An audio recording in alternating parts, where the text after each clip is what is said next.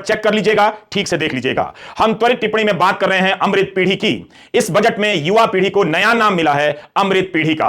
भारत के युवाओं के जीवन में कितना अमृत है, कितना विष है, वही जानते होंगे, थोड़ा मैं भी बता देता हूं।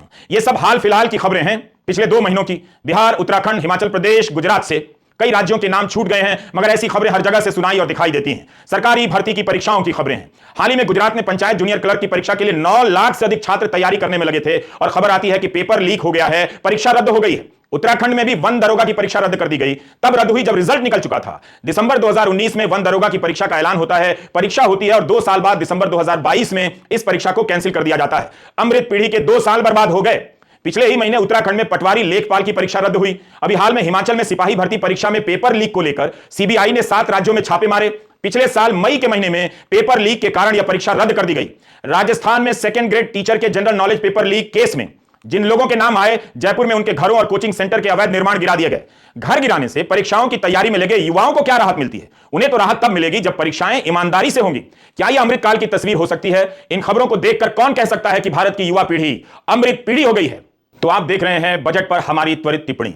अमृत पीढ़ी से पूछ लीजिए कि रोजगार की क्या हालत है। जिस देश के युवाओं को ईमानदार परीक्षा व्यवस्था ना मिलती हो, उसे अमृत पीढ़ी कहना अमृत का ही अपमान है।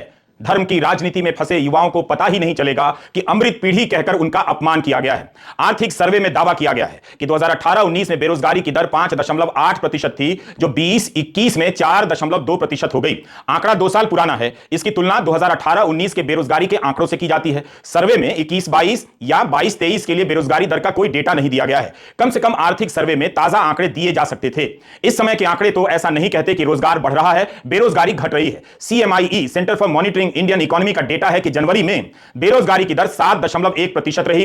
2 साल पहले का आंकड़ा देकर बताया जाता है कि बेरोजगारी घटी है। यह है अमृतकाल की अमृत पीढ़ी का हाल और उसका अस्तित्व। बजट में 7 प्राथमिकताएं बताई गई हैं। इसमें से एक प्राथमिकता नंबर 6 है, जो युवाओं को समर्पित है। इस बजट में प्रधानमंत्री कौशल विकास योजना 4.0 लॉन्च की गई है। ओ 3 साल के भीतर लाखों युवाओं को coding, artificial intelligence, robotics, IoT, 3D printing, drones और सॉफ्ट स्किल्स में ट्रेनिंग दी जाएगी। 2015 में स्किल इंडिया लॉन्च की गई थी। 7 साल बाद इससे कितने युवाओं को ट्रेनिंग मिली है और इसके बाद जो रोजगार मिला है वो कैसा है? कितनी सैलरी का रोजगार है, हम नहीं जानते हैं। अगर यह योजना सफल है, तब फिर हमारे युवाओं की कमाई 10,000 से कम या 25,000 से कम क्यों है? राज्यों में 30 नए इंटरनेशनल स्किल सेंटर बनाने की बात हुई है, ताकि बाहर के देशों में जो अवसर हैं उसका लाभ हमारे युवा उठा सकें। लेकिन इस योजना के पुराने संस्करण का क्या हुआ? सबसे पहले 2017 के बजट में अरुण जेटली ने 100 इंडिया इंटरनेशनल स्किल सेंटर खोलने की बात की थी। याद आया आपको? अरुण जेटली ने 2017 में 100 इंडिया इंटरनेशनल स्किल सेंटर खोलने की बात की थी। 2017 अगस्त में ही बताया गया था कि 14 सेंटर खुल भी चुके हैं और इस बजट में कहा गया है कि 30 खुलने वाले हैं। लेकिन अब आप पिछले साल 16 अप्रैल 2022 की PIB की प्रेस रिलीज देखिए। PIB सरकारी विभाग है, इसके जरिए सरकार अपनी सूचना जनता को देती है। प्रेस रिलीज में कहा गया है कि केंद्रीय मंत्री धर्मेंद्र प्रधान ने भुवनेश्वर में भारत का पहला skill India international centre launch किया है। बताइए, यहां पर national academy for skill teachers training बनाया गया था।